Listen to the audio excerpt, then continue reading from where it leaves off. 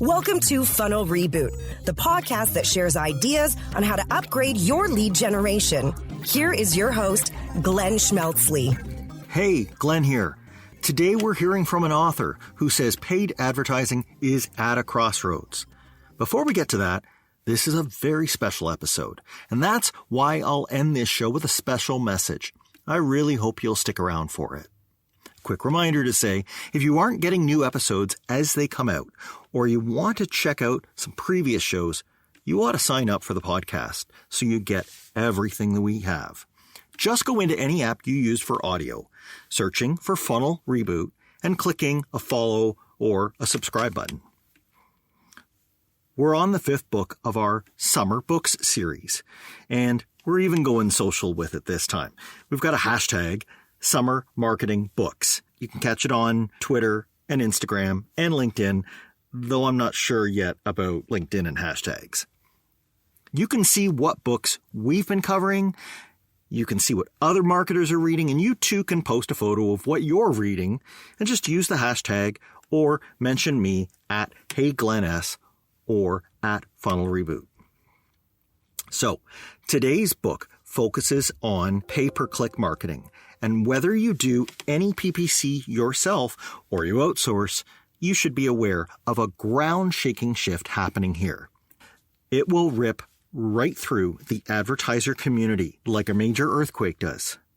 Sadly, it'll kill some of the businesses that were on the wrong side of the fault line, while the businesses who stood on the right side will be victorious when it's over. So what is this force that has a winner-takes-all quality? It's artificial intelligence. And 2 of the world's top 10 companies are running their ad empires with it. And our author's been right in the thick of the action at a New York-based agency, Adventure Media, for the past 6 years as this has happened. He currently serves there as COO. And he decided to write his book, Join or Die, Digital Advertising in the Age of Automation, and he wrote it in 2020 to tell the rest of us what it is that Google and Facebook have done to turn the world of PPC upside down. Let's go hear it. All right, so today we're going to be talking with the author of Join or Die, Patrick Gilbert. Thanks for coming on today, Patrick. It's great to be here, Glenn. Thank you so much. So I got a copy of your book, in my day-to-day job, I'm involved with pay-per-click marketing. And so I thought I was ready for, what I saw at the beginning of the book, but I don't really think I was because if I could paraphrase, I think the book starts off with everything you thought you knew about Google Ads is wrong. And that gut punch came right in the first few pages. And as a matter of fact, you call out people that, maybe think that they're learning of PPC in the 2000s or even the 2010s. You call them a Google Ads traditionalist, right? Which, kind of brought to my mind the vision of those people in Victorian England that went around ripping up the, industrial machines because they didn't want to see progress taking away their jobs. But why you did that was you're arguing that Google's changed so much that you're basically ineffective if you don't relearn the tool as it is today. And I'm trying to figure out, that seems to be really core to your belief, right? Yes, it really is. And the reason that the opening chapters of the book have that tone is because this entire journey started with our agency trying to embrace automated technology and to leverage this technology as part of the campaigns we were running on behalf of our clients. But even with that, and even with strong evidence to show that it would be successful and more successful than manual campaigns, we were still getting pushback from our clients that just for some reason believed, they were convinced from what I would call propaganda that automation is bad and Google's just trying to take your money. And so this whole thing started because one night, I think it was in the fall of 2018, I sat down to write an email to one of my clients. Yep. Trying to convince them, listen, you need to let us run smart shopping, whatever it was, that they were just like, no, I don't like it. And we had the data that showed that it was good. It was beneficial. It was driving a better return on ad spend in their account, but they just wouldn't let us do it. And it was sort of like a frustrating, and I was like, there was a bit of like anger in my tone because I was like, come on, don't you see? And I never sent that email because I knew that it would have just like, I couldn't get the tone right, and we just had to take the marching orders and deal with it. But the next week, I opened that email, copy and pasted into a Google Doc, and I eventually published a blog post that was titled, Join or Die, It's Time to Embrace Google Automation. Then that turned into a few more blog posts, which turned into speaking engagements. And ultimately, it was like, okay, listen, we need to put this together in a book because we need to actually have this conversation from start to finish with everybody. But it certainly starts off with this like sort of like me trying to aggressively convince my clients. And this is, 3-4 years ago at this point, like, no, you need to sit down and listen because everyone thinks that they have an informed opinion on this. And I'm here to tell you that you should try and start listening to what we have to say because I think I can prove you otherwise. Okay. All right. And I think that the PPC traditionalists, they're still listening to us and they're still in on this, but I think we need to maybe clear a little bit of historical trash. So if I think of efforts in the past to simplify, Google has tossed out things like AdWords Express and things like that. And I think you make a compelling argument that the kind of automation that you see that they've rolled out in the last few years is actually the complete opposite of that. That instead of them going like very high level and let's just, have an entire, like a single all-encompassing campaign that hits search and display and anything else you got, they've actually gone into like nano detail directions with their automation, right? And you even give an example. You talk about like the time you needed to buy a golf club, or the time that there was you gave an example of a football jersey. Can you maybe give us one of those so that we really have a concrete feel for the automation that they're using now? So I think to effectively give that example, we have to work backwards from what is traditionalist PPC advertising. We had been doing this for a long time. And when we started out, my job was effectively building very large campaigns for clients and then making tweaks to like the different settings in the campaigns. And it didn't feel like marketing because it wasn't. I was optimizing bids and putting new, really basic variations of headlines and just spending days going through search term reports and keyword analysis and other things that like just really did not feel like marketing to me. They feel like knob turning. That's exactly what it was. And if you really think about what we were ultimately doing, or really as an agency, what were our clients paying us to do? And they thought, and we all thought that we were like, oh, well, we're doing their advertising for them. But in reality, they were just offloading the types of work that you could teach anybody to do. And it wasn't that difficult or that challenging. But these knobs that we were turning, we were making decisions to try and set ourselves up for profit based on averages. So we would find a keyword. And let's say the golf club example that I give is a 52-degree wedge, which in the book, I tell a story about how one night after work, I was playing 9 holes with a few friends and I hit this beautiful tee shot. It's a short, like 9-hole course. And I accidentally let go of the club and it like helicoptered into a lake. So I was in the market for a new wedge and I went home that night and I bought a wedge online. So that search, right? So 52-degree wedge, maybe you're Callaway or your Titleist or your Wilson, and you're all three of those advertisers are bidding on that keyword. And so based on historic conversion rates, they would all determine what they're willing to pay for that click. And based on what their average order value is, they can determine what they're going to put behind that. And they're going to try to be profitable. The problem with that, though, is that it relies exclusively on averages, which as marketers, we've always loved. For the last 150 years, marketers were using averages to make decisions because that was the best that we had. We didn't have anything better. So we would look at things like average order value and average conversion rate and average time on site and average keyword volume. Okay, great. So then Google comes along and they have more data where they can actually look at the micro level of an individual. And this by itself is just, we do not give Google enough credit, or Facebook or some of these other platforms that have been able to do this as well. We don't give them enough credit for how incredible this really is, that for the first time in the history, advertising has been around for almost 200 years. For the first time ever, we can look at an individual message to an actual consumer and change the way that we go about not just the messaging, but what we're willing to pay for that individual message to be served. And that is so brilliant. And it is because it goes far beyond just the fact that it is a keyword search for 52-degree wedge. The amount of information that Google has on all of us and all of our consumers is astounding, and it is literally unfathomable.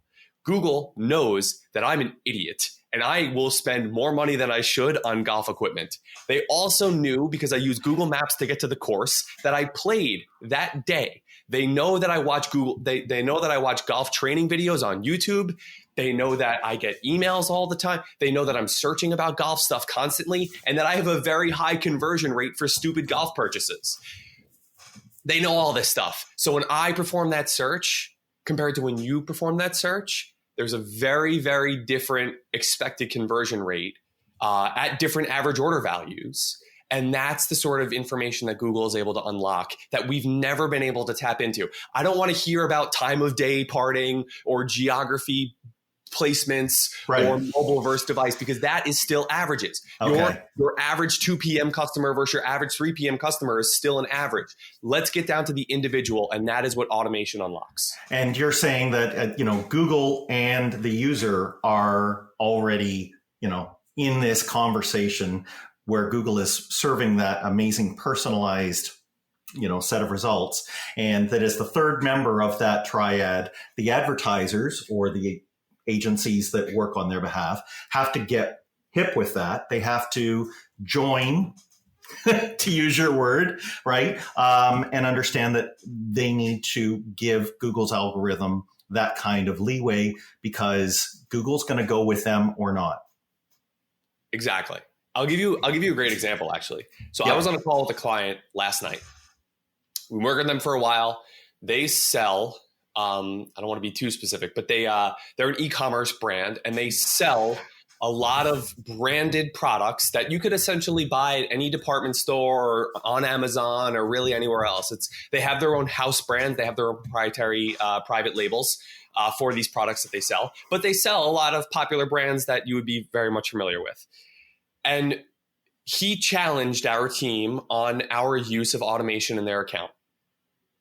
And he was like, I feel like we need to be more in the weeds, and these campaigns need to be more segmented. And listen, as much as it might seem in the book that like I'm very much on the one side of this, I think it's so important, and this is a theme that we can come back to. It is so important to always be evaluating the other side of that argument as well. In our agency, we constantly have people that are playing devil's advocate. I think it's really important to stay honest that way. So in this conversation, I'm always willing to hear the alternative side. I'm always willing to test it. So he chose, he was pulling out a couple different search queries about, they were good search queries. It wasn't necessarily supposed to be a negative keyword, but he was like, why, like, we spent money on this and it was never added as a negative. Like, we spent money on this and it didn't convert. We had 1,000 clicks and we didn't get a conversion. Why didn't you guys pause this ad? Why didn't you add that as a negative keyword? And my answer to that is, if we took that approach, you would turn around in a year and you wouldn't have any products left in your shopping feed, and you wouldn't have anything left to advertise for. And a lot of advertisers, a lot of PPC traditionalists always took this route is, well, we'll start with everything and then we'll trim it back to find what's profitable. Okay, that's great, but it's 2021 and I want to grow my revenue. So we can't just start pausing things and adding negative keywords if we can't find a way to make it profitable in the first 1,000 clicks. But he was giving me an example and he was like, I don't trust that Google could figure this out. And I said, okay, what date range are you looking at? And he said, I'm looking at January to April, and we had 1,000 clicks for the search term. And I said, okay, great. Because I'm looking at the last 3 months or whatever. I'm looking at May to July. Yeah. And we haven't had a single click for that search term. And it wasn't because we added as a negative keyword. It's because Google figured that out before we did and already stopped serving ads for it. And the learning that it did is good in perpetuity or until the market changes. And the reason that didn't convert on our site at the time, just to kind of go deeper into this, is because our price point for that specific product was higher than the competition at that point, right? So this was an example. They have a massive product catalog. So he was pulling out one example and saying, we need to be more segmented. So, but I don't want to add it as a negative keyword because next month, when they update their pricing again, that same product may now be much cheaper and we might now have the competitive advantage. So am I supposed to like proactively know that and go in and readjust my negative keywords? No, these are the things that Google picks up on and can optimize for in real time. So we can be able to successfully, profitably grow our clients' accounts because Google is making these real-time decisions based on not just data inside our account, but all the other data that they have access to and our competitors' information and everything else like that. So that is how we drive success in the modern age with automation. Yeah. The claim I'm hearing is that Google understands the real world. Right. And that is, I mean, okay, we can just make that statement, but how it changes in the day-to-day job of a person who touches any PPC account, once you hear that, if you're really absorbing it, it requires some massive changes in what you do because you realize, well, let's take that segmenting that you talked about, right? Yep. So we're famous for taking account structure and, breaking it down into these little like watertight compartments. None of them overlap with each other. We're very careful about that and we're obsessing with that. And we think that segmentation is going to tell us insights about how the customer, wants to be marketed to. And I can see that you're saying that, Google's playing a game that's far past that. But, it does leave some questions because as marketers, we still have to prove to our, the people with the purse strings that we have insights into something that's happening. So maybe let's talk about that kind of black box. And, if we're not able to divine which parts of, like you just said there, the product that was trying for 1,000 clicks and then it tapered off, are we going to have to completely change how we look at these accounts and, glean insights like that out of it instead of our own, contrived experiment with tiny little segments where we think we're completely in control? Well, I think that the danger is thinking that the consumer journey is linear. Yeah. And it's like all of it can be boiled down to a science. And that is just not how marketing works. And actually, there's a brilliant study that was published, I think a year ago today, actually, at some point last July by Google. And it's published on the Think with Google blog. It's called Decoding the Messy Middle. And our agencies put out some content describing this as well. They did this massive study. It was the largest study that Google had ever funded. Yeah. And they really measured the actual customer journey for like hundreds of thousands of different purchases. And none of them are the same. Every single purchase that takes place, regardless of what category you operate in, they were looking at all different industries, is a jumbled mess. So us to think, well, we're going to serve them this ad and they're going to click on this. They're going to click on this ad and then they're going to come back and we're going to remarket to them with this ad. And then this is the third remarketing thing we're going to sell them. And that's when they're going to convert. That's just not how it works. So what automation allows you to do is instead of trying to assume that your customers are all the same or operating on the average and instead of assuming that there's a linear purchase funnel, it allows you to create a framework for this messy middle type of shopping experience to take place. Too many of us are trying to force our customers down a shopping path that looks good to us on a whiteboard. But in reality, that's not what customers want. And we need to set up our advertising in a way that actually caters to the human condition. And there's literally no way to do that if you're still managing campaigns in the segmented way with the SCAG approach and funnel querying in the Sure shopping campaigns and all these other things that looked great on paper in 2015. And I did them in hundreds of accounts, but they are just not. Glenn's raising his hand. They just do not work now. I'm telling you, they don't. And we continue to test these things. True. Yeah. Also, we're still running plenty of manual campaigns, and we're just still not seeing it come anywhere near what the automated campaigns can deliver. Yeah. And I think so. And I remember that report. And I think one phrase that stuck out in my mind by the authors was they said for someone to actually have enough data to even say what the statistically significant patterns are in in the entire set of data of buyer's journey, they needed tens of millions of data points per week. And like, this is, I think, the heart of maybe why we dig our heels in PPC is it's not until you hear things like that and you pair it with what you said about Google understands the real world that you have to admit to yourself that your own account with your little window onto their auction has enough data. It doesn't, but, and this is hurting me to say, but they do have it. Yep. And so I remember Jason Calacanis a few years ago wrote a blog post and he said, Google wins it all. And I don't know how to refute that. Yeah, there's so Frederick Valleys did a town hall meeting last week with a product specialist from the automation team on Google. It was brilliant. Check. I think Fred posted it on his Twitter feed. But one thing that came up, the gentleman gave an updated number about the quantity of signals in the auction. Yes, and this is a number that is always all over the place. In my book, I actually wrote that Google considers 4 million signals. That was information that I had received in like 2019. They're actually a little bit more clear with it now. And this, I forget the gentleman's name. He segmented out search versus display.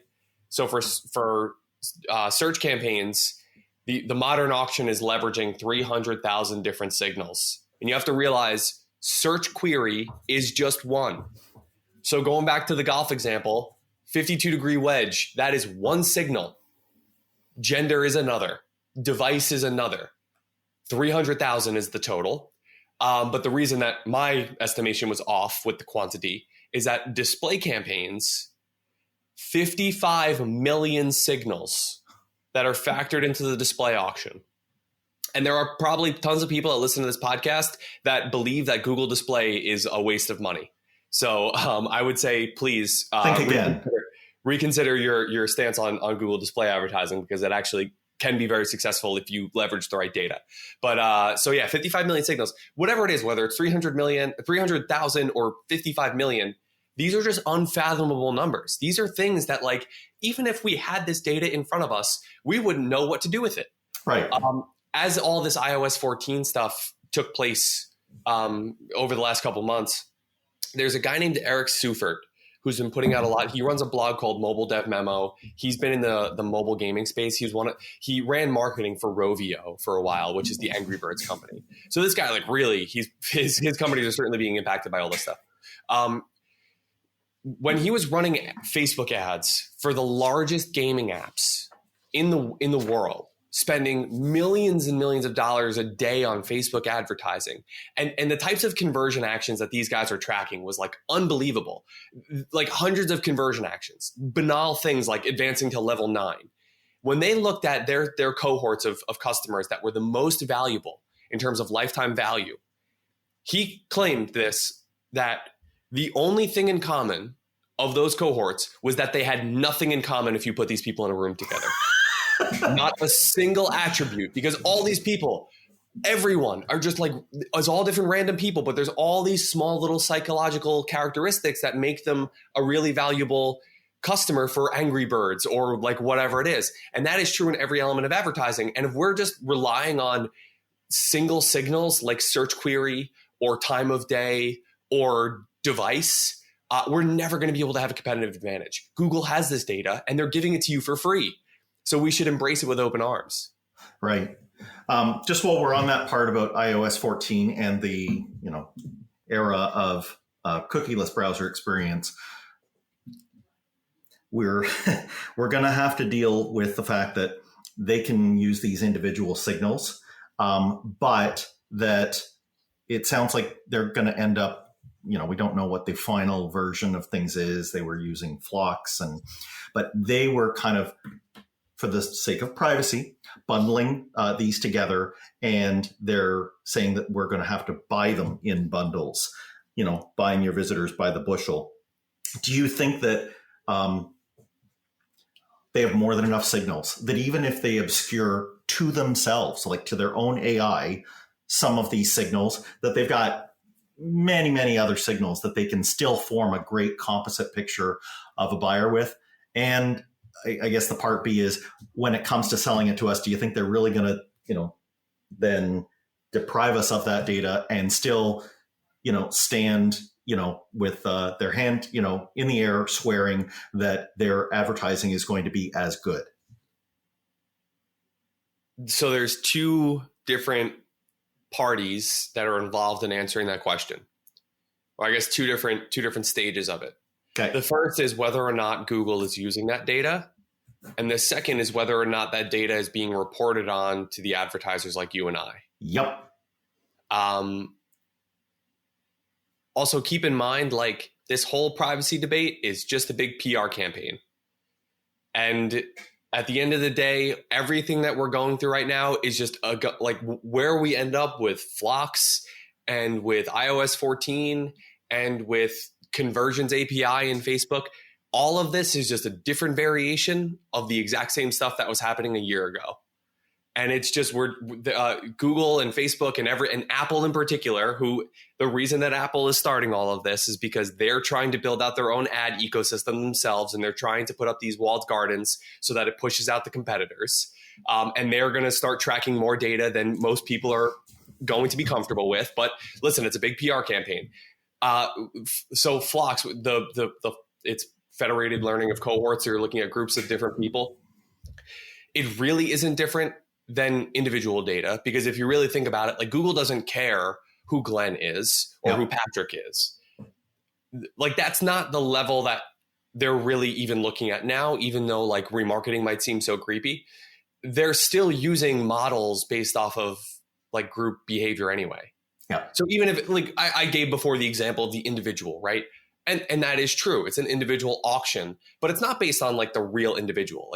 These decisions on predicted conversion rate in an auction, which helps you determine your bid, that's being based off of a model that is being generated based on people that Google believes are like you. So in a way, this is kind of what we've been doing all together. So I'm confident that they're still going to be able to use, maybe it's different data, maybe it's the same data. I don't really know enough about it to make that call. I'm still confident that they're going to still be able to do a good job with it.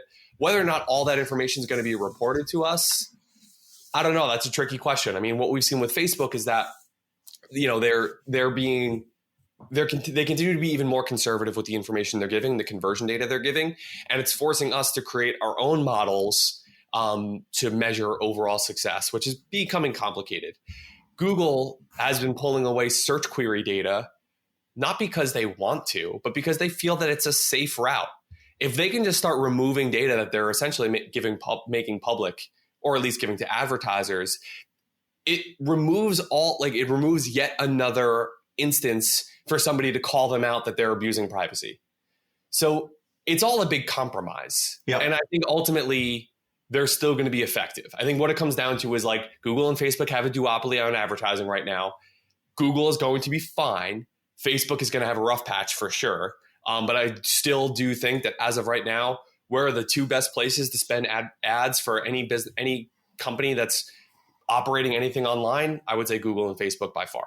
Yeah. Yeah. We have to. So when they pull away that data, though, those of us who have not made the buying shift and have told ourselves that the data that they're withholding is not the most important data anymore, it makes us ask the question, okay, so if search terms and keywords are no longer the most important data, what is? And this gets existential for us PPC marketers. We're like, what am I supposed to do?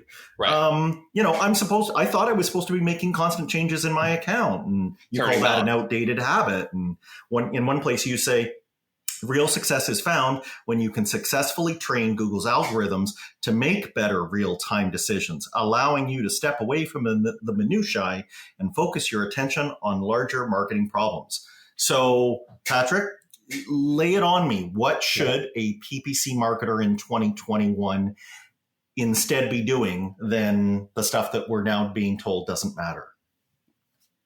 It's the brilliant question. So I would say that a big reason that there's been pushback against automation, despite the fact that it's clearly better, is because a lot of agencies and people that do this all day are afraid that they're not going to have a job or not going to have value. I think because, and I'm saying that because for a very long time, I was in that camp, probably for about 3 years before we decided to embrace automation. I was terrified that I was going to wake up one day and Google was going to say, hey, no more keywords. And then I would have to go find something else to do with my career. Until I realized, and this is really the thesis of the book, that automation will change your job, but it will not replace you.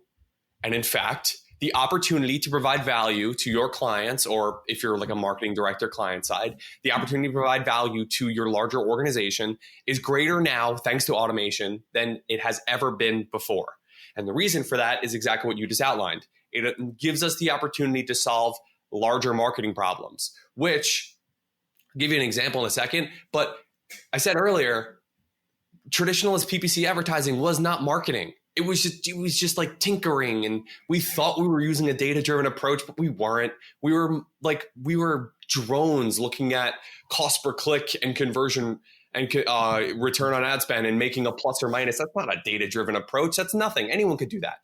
What we get to do now is real fun, challenging marketing. We get to solve now, like I say this, that our company, we're not a PPC agency.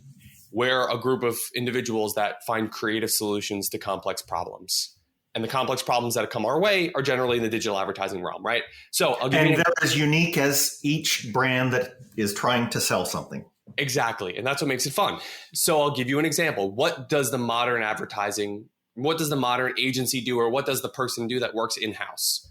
You take a step back and you figure out, okay, well, number one, how can I set up my ad campaigns? How can I train these algorithms, whether they're in Google and Facebook or somewhere else, to be able to operate on a consistent basis and drive predictable results, right? So a lot of my ad accounts now, when you set up your baseline budgets, let's take an e-commerce store because it's probably the easiest example to give.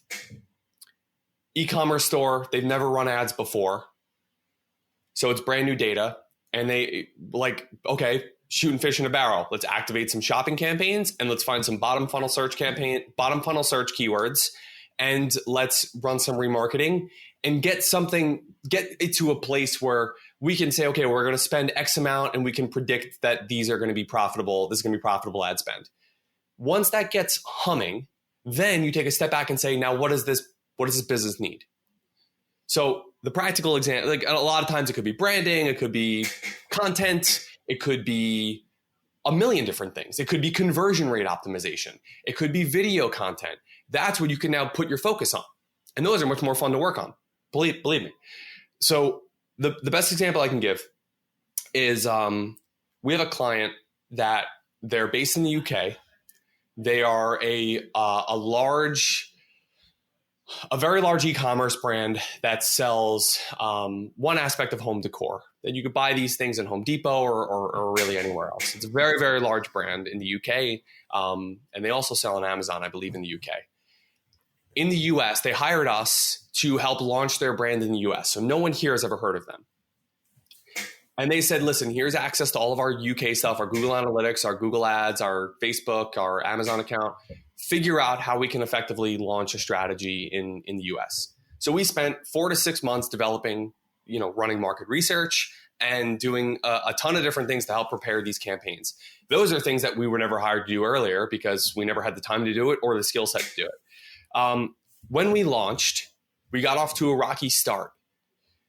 And then you start asking questions about why is this not like automatically profitable?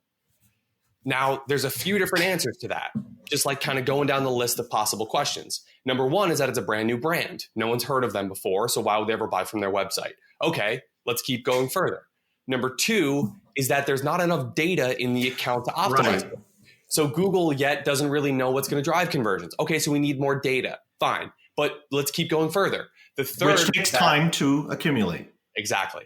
The third thing was that they didn't have the full suite of products yet available in the US that they had in the UK. All right, so that's another possible example. As we kept going further and further down the list, this idea of we need more data eventually became we need better data, because it's not just that we're going to throw every single product that we have on the store into a smart shopping campaign and hope for the best. It's that we actually think, like a couple weeks ago, we sold a bunch of 4th of July products. Yes. And that was like 80% of our sales when we first launched these US campaigns. Now 4th of July is over. Google has nothing to work with. So we need to give it better data about what do our core customers actually like to buy. So now you start trying to figure out, okay, well, who are our core customers? Who are the types of people that are likely to be brand evangelists? Who are the people that are likely to come back and buy multiple times? And what are the products that they're likely to buy? Yes, and I just have to underline it that because of things like Google Analytics being the most common back-end tool for tracking things, for anybody who's listening who thinks that Google doesn't know these things, they do. Yes, because you're giving permission. By having a Google Analytics account, you're giving Google permission to use that data in their optimization process. And if you're not taking advantage of it, your competitors are.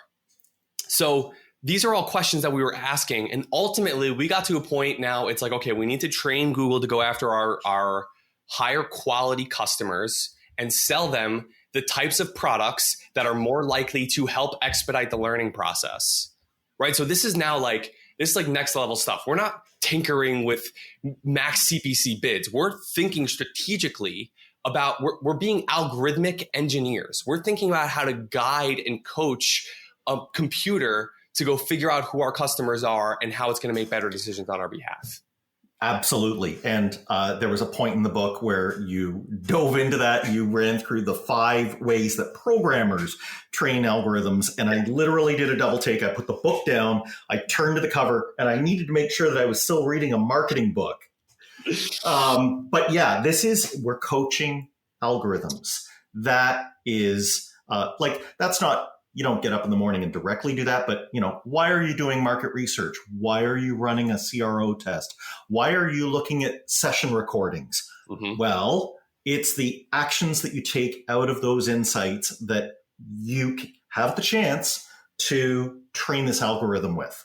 Exactly. And it takes a while to learn how these things work. And I think one of the most important concepts from the book is there's a section dedicated to survivorship bias, which I think is a statistical bias that is the result of so many problems in marketing. So many mistakes take place because of this. Because, a search query came through our account that has nothing to do with what we sell, but we have a conversion attributed to it. So I'm gonna bid on that as a keyword. That makes no sense. But these are the types of things that survivorship bias basically says that a lot when you're making decisions based on an incomplete data set. So going back to this example of the UK brand that's launching in the US site, one of the things that stood out to me was that the time lag, which is the amount of days that it takes for a user to convert. Yep. And this is a report you can see in both Google Ads and Google Analytics. It's one of my favorite reports to look at because it helps you understand the customer journey a little bit more. It was very short. It was about 1.5 days, meaning of the conversions that we had acquired. And we're looking at a couple thousand conversions. This is not a small e-commerce shop. The average customer was converting within 1.5 days compared to 6 days it was taking the average UK customer to convert. Now, we could look at that and be proud of ourselves and say, well, we're getting people to convert at a fraction of the time that the UK store is getting people to convert. So we're actually doing a better job. We don't even need to spend money in remarketing because we're getting these people to convert right away. No, that's incorrect. Because going back to the conversation we had earlier, you cannot force somebody down a buyer's journey that they're not comfortable with. These products are the types of things that should take a while to buy. It is an informed decision. It requires people to take measurements in their home and probably talk to their spouse about before they pull the trigger. It should take 5 or 6 days to convert for this product.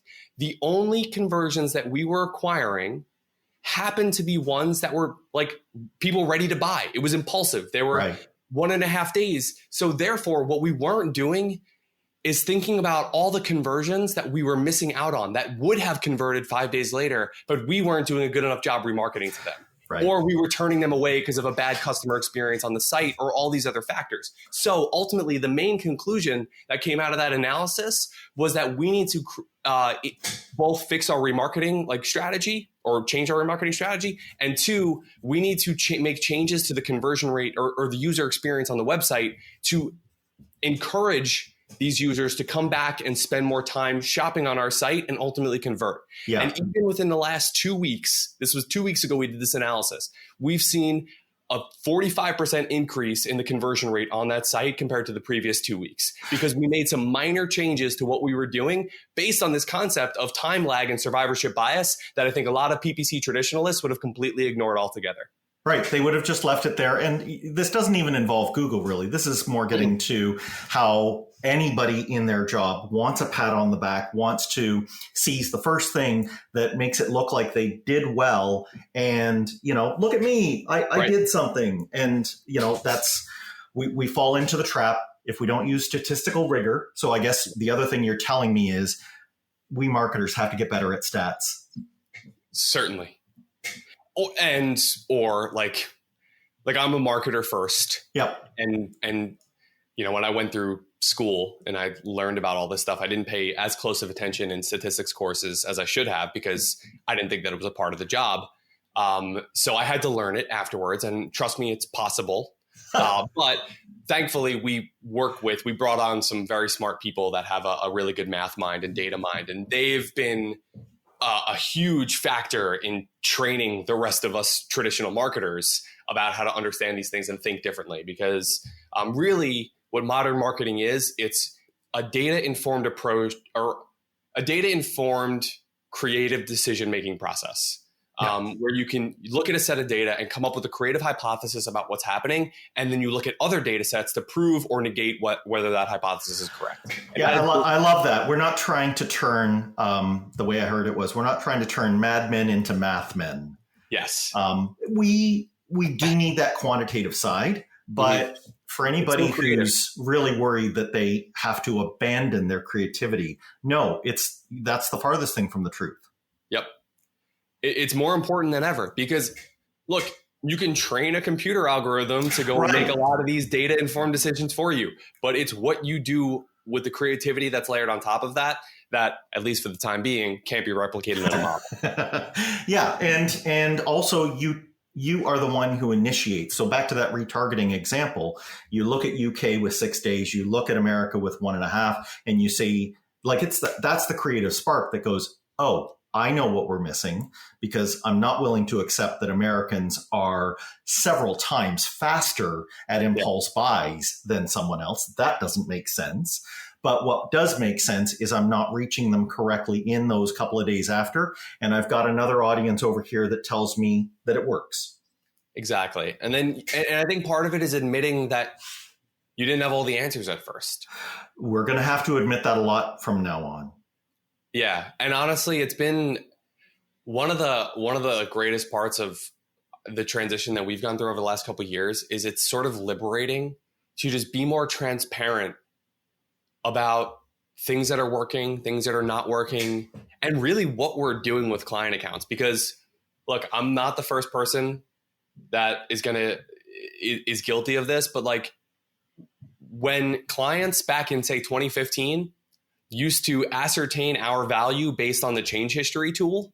They would look at the change history tool and say, well, you made X amount of changes last week and fewer this week. What'd you do this week? And it was like, that's a ridiculous way to evaluate whether or not your agency is doing a good job. But that was the legitimate place that the industry was in. And Glenn, I have to be honest, we set up the bid to position script specifically to make a ton of changes in accounts so that we had to stop listening to that complaint all the time. Yeah. That's not, I don't feel good about that. Like, that is essentially a smokescreen about what you're doing for a client, because you can't convince them that like things need time to test or whatever, because we were just so in this realm of you have to be tinkering with ads constantly and all hours of the day and on weekends. And there's always an advantage. There's always a hidden keyword. There's always a negative keyword that you can unlock. It's like, no, we can train a computer algorithm to do all of these things. Let's take a step back, be more realistic about what we're doing from a marketing standpoint. And once we've embraced that and just had more transparent conversations about that, the job has been so much better. It's liberating to a degree. You're just making a nudge here and there. Yes. And yeah, if somebody measures how many of those you make, that has no bearing on exactly what, because maybe that nudge that you sent the campaign in was the right direction, and it makes all the difference in the world. There's an area here, though, that I know the traditionalists are still going to be on about. You mentioned the duopoly before. So I want to hear what you'd have to say to the people who are still held up by the fact that this AI that they've built is tremendous, but that pick either platform, they are in a conflict of interest. They're disincented from being, let's say, a fair auctioneer in the auction, because let's face it, if they waste, impressions, it's our money they're wasting. We don't get the benefit of it. They do. So I'm interested in hearing, if we're going to turn on this automation and take that leap of faith, what's to stop them from ignoring the signals, when, let's say, they find that the value of somebody is low, but I've given a high bid? What's to stop them from saying, okay, well, we'll charge the highest bid to get to that low value purchaser, and now your budget's gone, so that when the next high value purchaser comes along, you don't have money to buy for them? So your question is essentially saying, who's going to keep Google in check if they're gaming the system? The first question I'll ask back to you is, how do you know that doesn't happen anyway? Like, how we know that hasn't been happening all along? Yep. And two, like, if we want to go down the conspiracy theory route, do we really think that Google became the most powerful advertising engine in the world by tricking people into spending money? At the end of the day, we have to be accountable to that spend. We don't have to know. Like, I think it's not necessary for me to know the individual ad clicks or the people that clicked on those ads, but I should certainly be able to reconcile at the end of the day whether or not $1 generated revenue for my business. And that's the thing. Like, listen, if that data is not there, or if they're obscuring that or whatever, it's on you as the advertiser to figure that out. And that's the data question.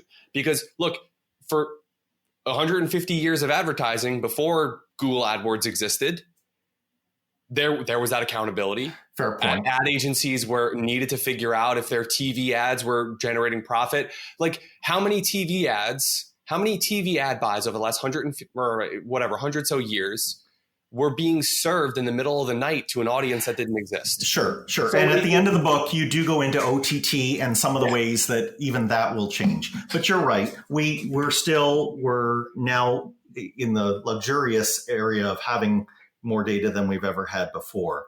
Do you just kind of reconcile it by saying, well, at an entire industry level, if all the big players that were on the auction in an industry found that Google wasn't working for them, they would all march en masse away from the tool, and yet we don't see that. So that means that if we're the loser, if we're the sucker in the auction, we have to pull our socks up.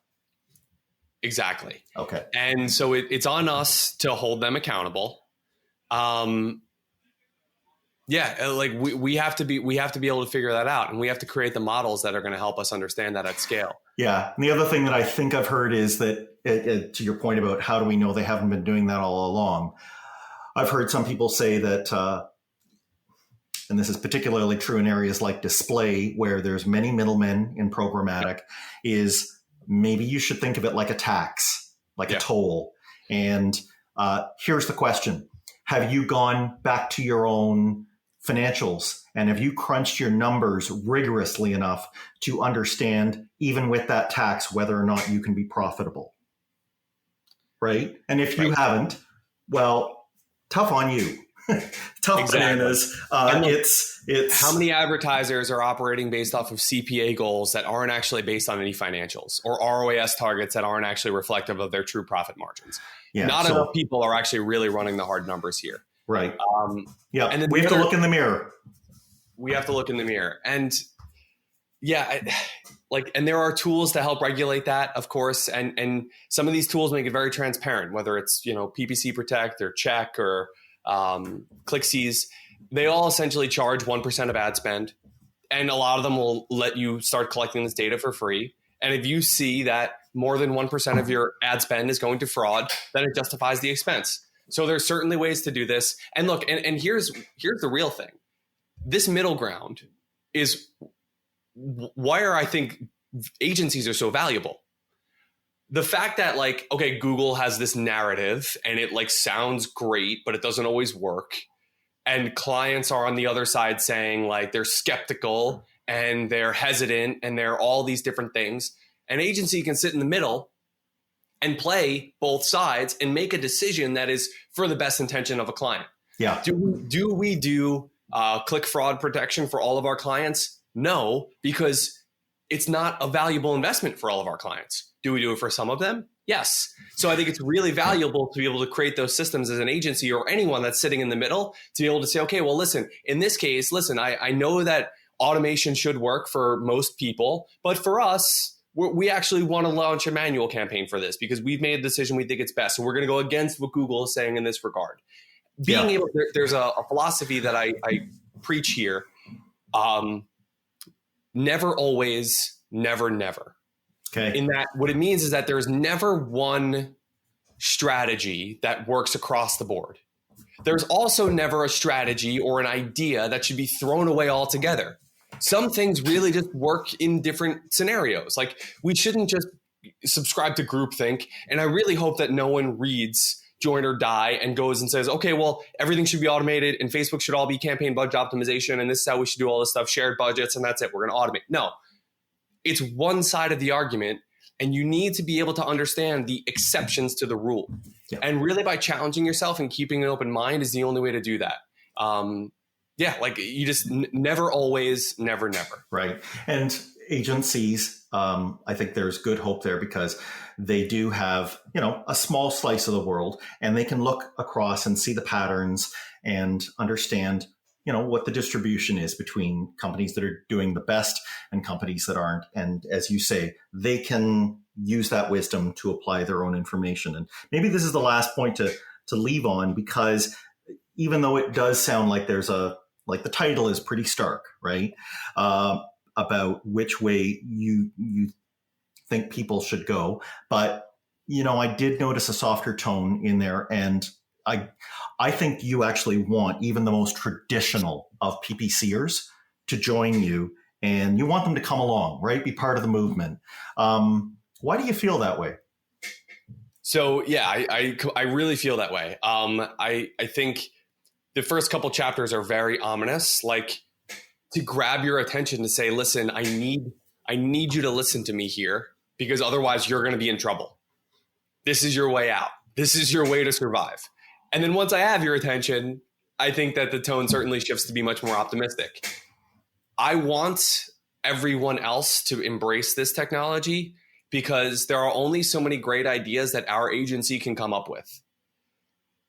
Before we started recording, Glenn, you and I were talking about this great PPC community and how everyone's so friendly and how there's a lot of shared ideas. This book, I hope, helps stimulate more conversations and ideas and strategies that I have not thought of or cannot think of. Years ago, when we started doing this, there was a lot of content that people were sharing about the traditional approach. People were looking at whoever coined the word SCAGs, and that was oh, we're all going to do this. And then somebody, I forget the gentleman's name, who came up with the loophole to query level bidding and shopping campaigns. And then there was just all this great content about how to set up remarketing funnels, and people were creating, the e-commerce pack on Google Analytics. And in the automation age, none of that really exists yet, because I just don't think that people have really challenged themselves enough to think differently about this technology and what's going to drive success in the modern era.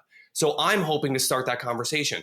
And I've been thrilled at the response so far. The book has not even been out for a year yet. And I've already seen other folks in the industry start to challenge me, like this conversation, on some of these topics, and come back with, well, I don't really see it that way, but here's a different way I would look at search impression share. And it's like, oh, wow, that's actually a great idea. And now I'm filing that away in my never, always, never, never, stack that I'm putting internally, so that maybe 3 months from now, I'm now experiencing a different problem. And that idea about search impression share can now come into play. So I want to be able to generate more collaboration throughout the entire industry, because I think all of us win. At the end of the day, we're all just trying to do our jobs better. And I want your help as much as I'm trying to help the rest of the industry. Yeah, that's fantastic that, it sounds like you'll be more than happy if you even pass the baton to others that take it farther than you. Absolutely. Yeah, no, that's awesome. Patrick, can't thank you enough. The book is Join or Die. As you say, it came out in 2020. Can you tell people where they could get a hold of it and how they could reach out to you if they'd like to do so? You can get a hold of the book on Amazon. It's probably the best place, but you could find it really in any major bookstore online. Sells in Target, sells in Barnes & Noble. You can catch it really anywhere online. But I would, in terms of training algorithms, I would love for you to buy it on Amazon, because every single conversion that goes through there benefits my ranking. So that's a little bit of inside baseball for you. As far as connecting with me online, you can look me up on Twitter, LinkedIn. My Twitter handle is Patrick J. Gilbert. Look me up on LinkedIn. Love to connect. Reach out. Would love to hear your thoughts on the book. Also, leave a review if you haven't already, because that also helps the algorithm. But yeah, I love when people reach out. Definitely connect and keep the conversation going. That's fantastic. Thank you very, very much, Patrick. And thanks, Glenn. For the listeners, I mentioned at the beginning there'd be a special message, and now it's time for me to share that.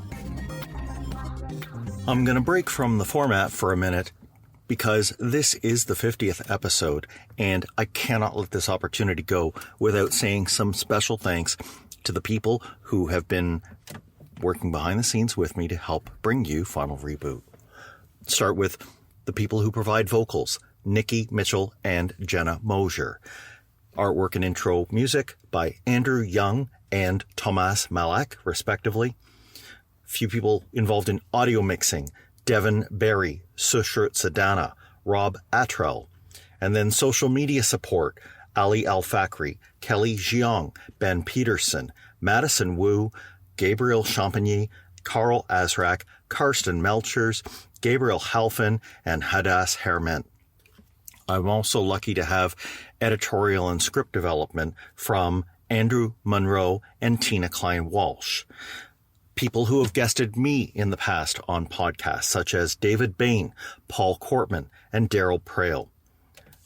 I have to thank my Marketing What's New team for being involved in episodes and as well indulging me by doing work so that I can be freed up to work on this. And then I have some special thanks to a few individuals out of the many who have supported me and encouraged me. Elaine Lindsay, who told me that I just needed to get started. Eric Collard, who has always been great for bouncing off ideas.